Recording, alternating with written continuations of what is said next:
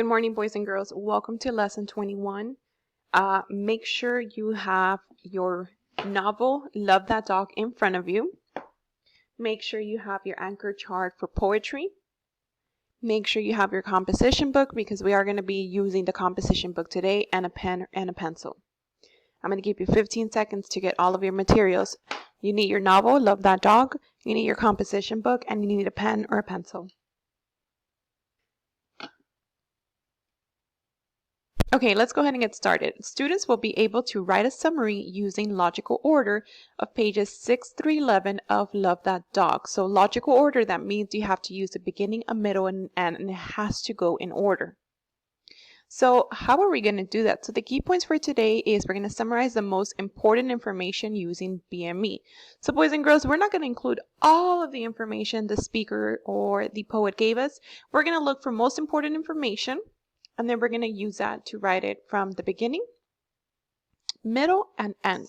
So how are we going to do that, boys and girls? Well, we have to know and we have to label the who, the what, where, when, and why.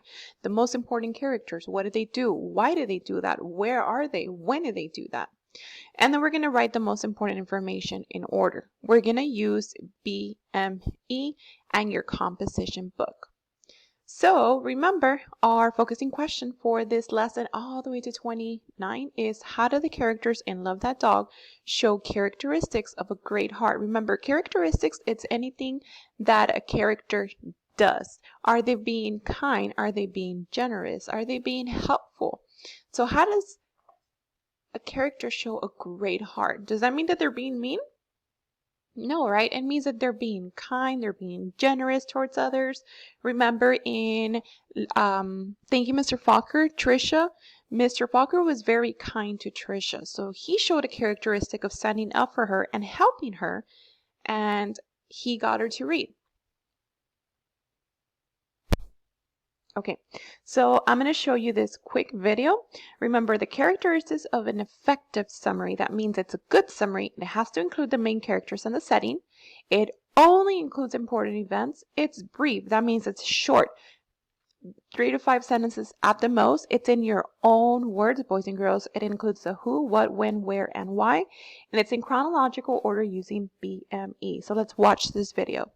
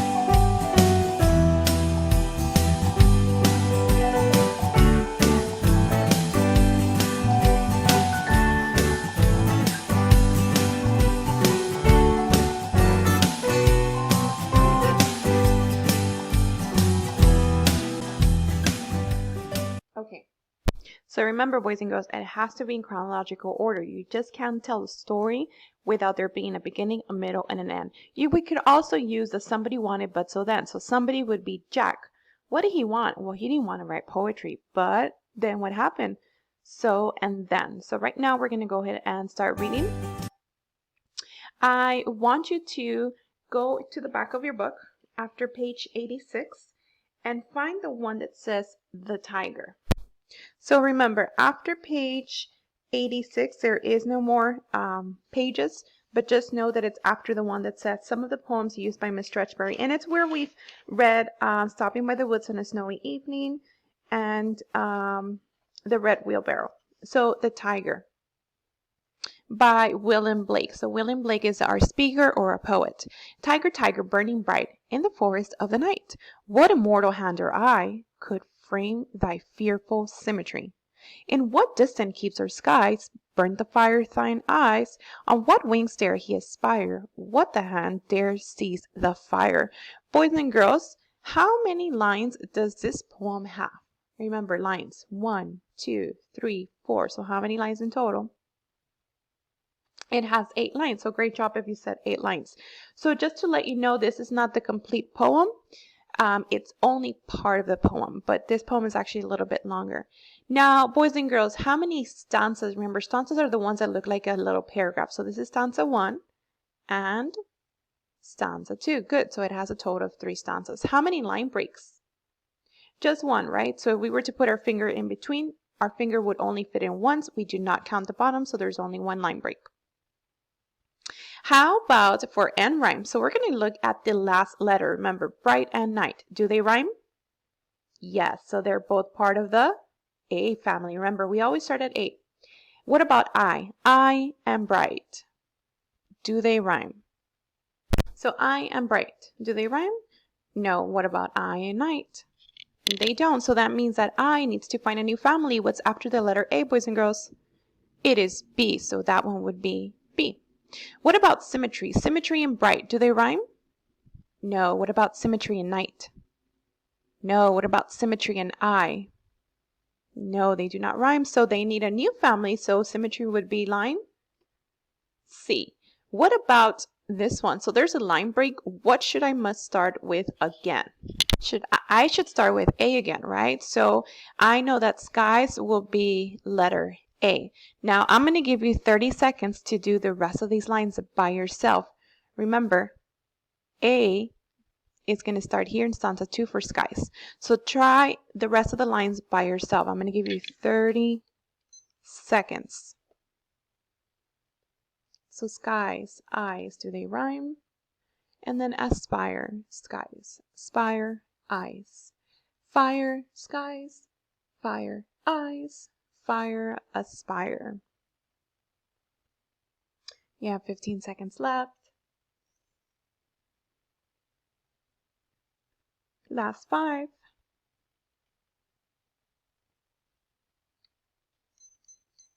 And time is up, boys and girls. So remember, skies has to start with letter A because there's a line break. So it would be AABB because skies and eyes rhyme, aspire and fire rhyme. So we have a rhyme scheme of AABB.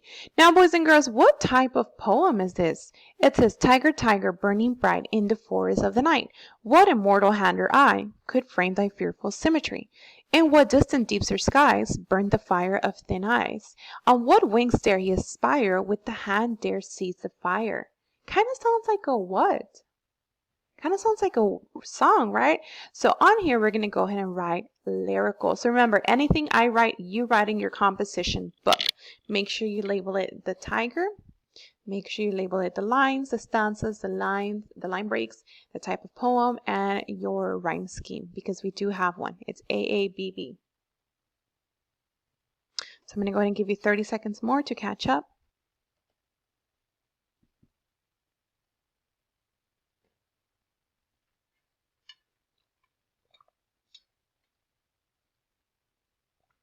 Twenty more seconds.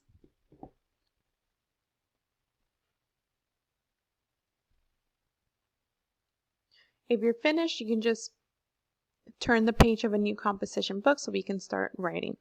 You have the last 3. Okay, let's go ahead and move on to our word web because today we have a word that we might not know what it means. So we have to use context clues. So what words might help the reader understand the meaning of immortal? So let's go ahead and write immortal here in the middle. I'm going to give you 10 seconds.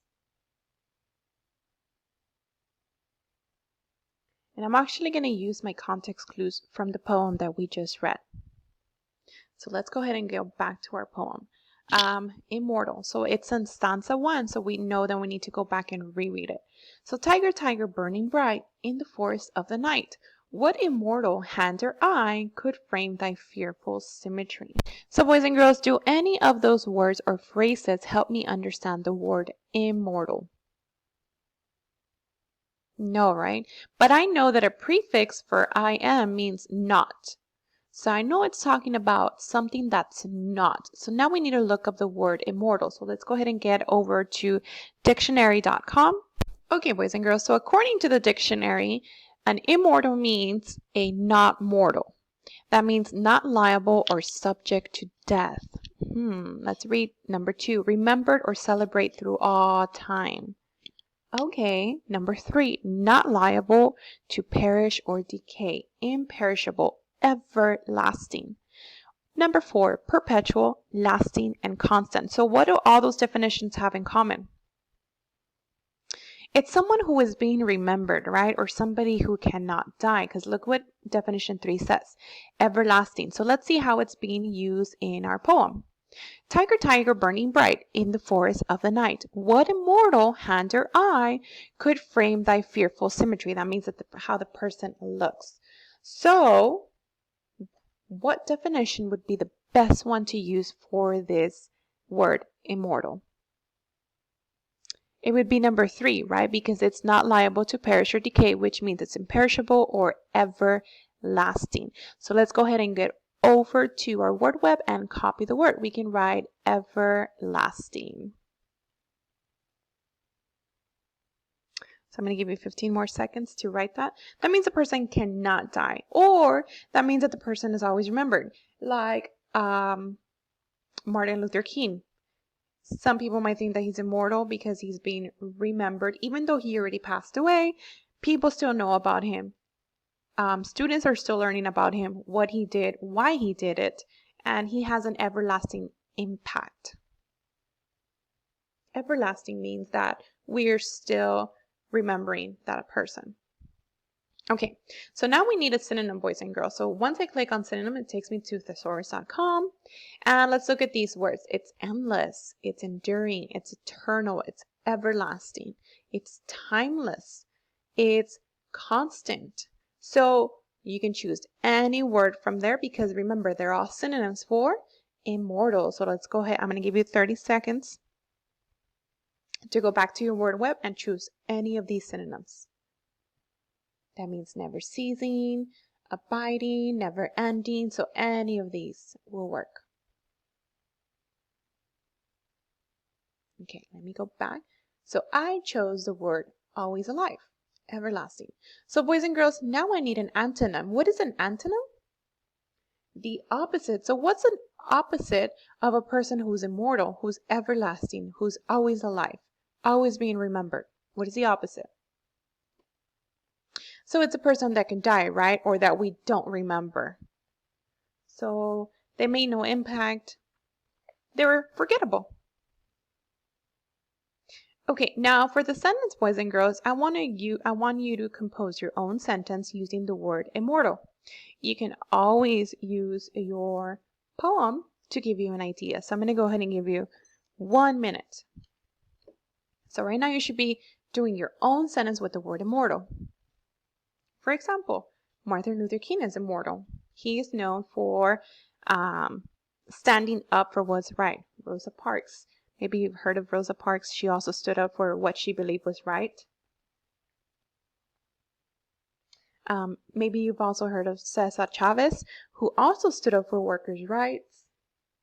Maybe some of the most common ones that you've heard, maybe like presidents, like George Washington. He's everlasting. He's almost immortal because we still talk about him so many years after his passing.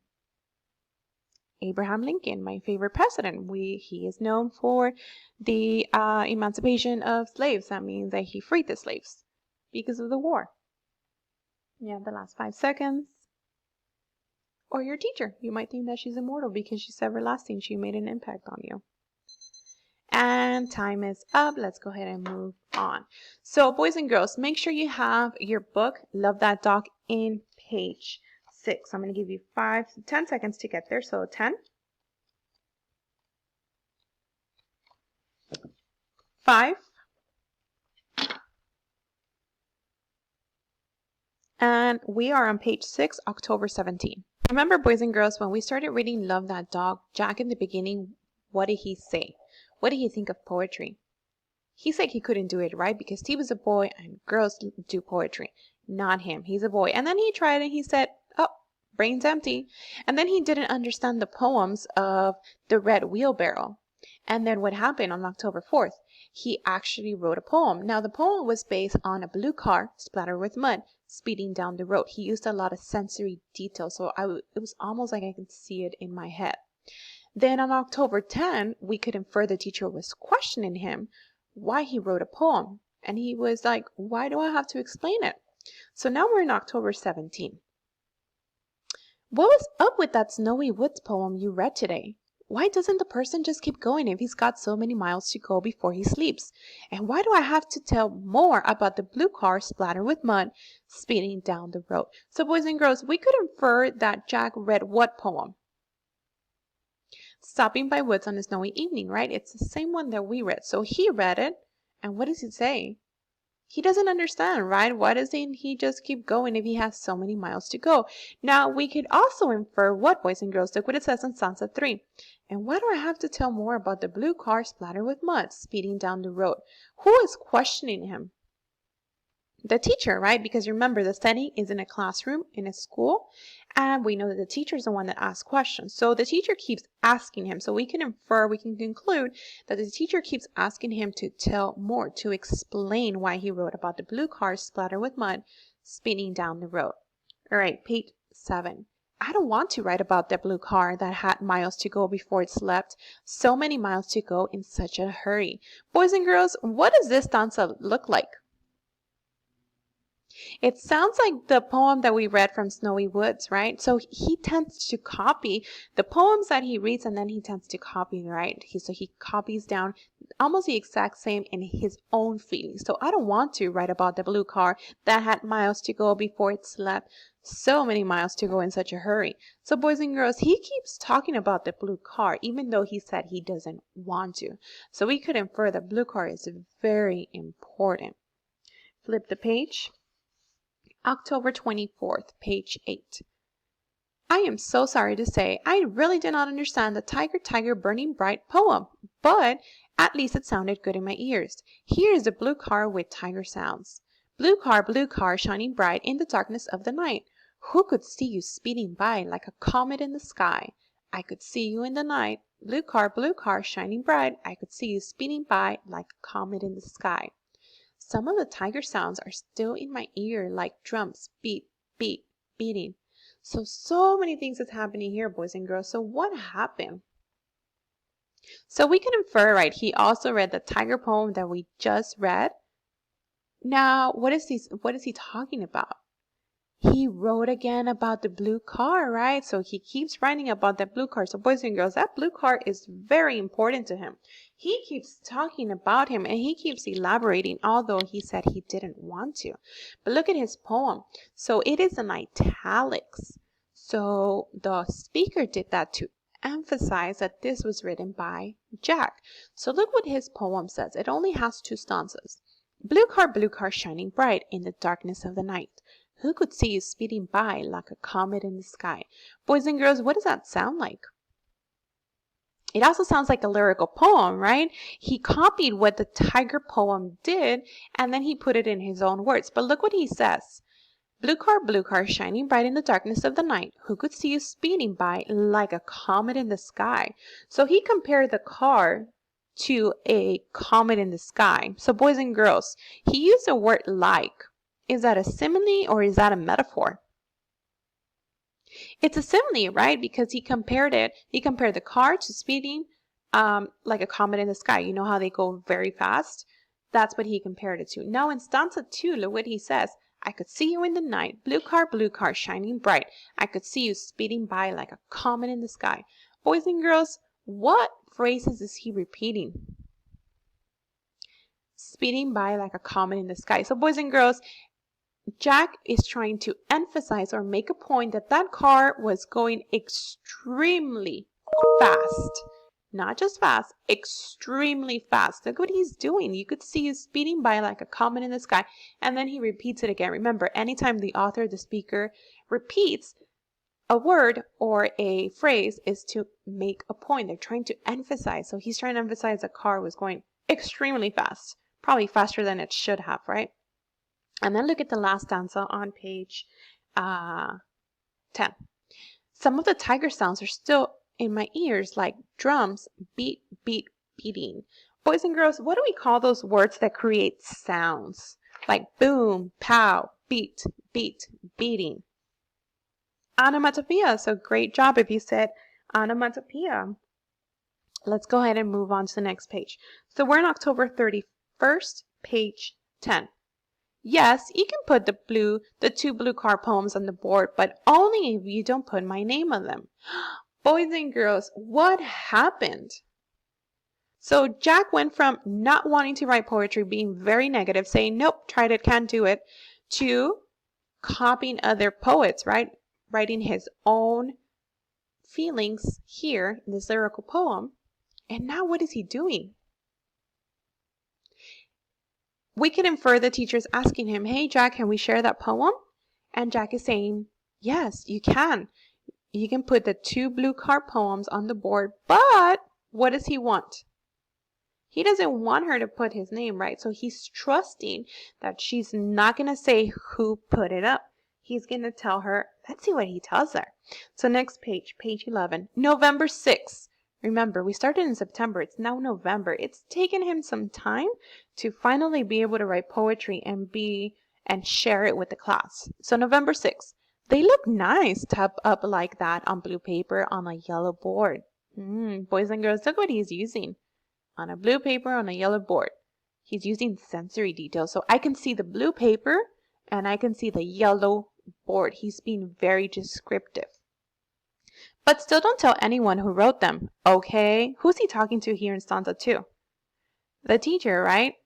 And what does anonymous mean? Is it good? So here he's asking himself, right? What does anonymous mean? What does anonymous mean, boys and girls? So he didn't want to put his name. So we could infer, or based on the context clues, we could infer that anonymous means what? The teacher's not putting his name, right?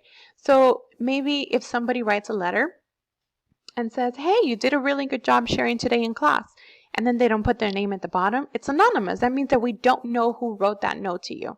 We don't know. It's unknown. Okay, boys and girls, so before you go to the live session, I want you to have your Thursday comprehension in front of you because we are going to remember, we're going to summarize pages 6 through 11. We're going to include the main character in the setting. We're going to include only important information. It's going to be short and it's going to be in your own words. So we're going to synthesize the information here on the Thursday. So I will see you in class.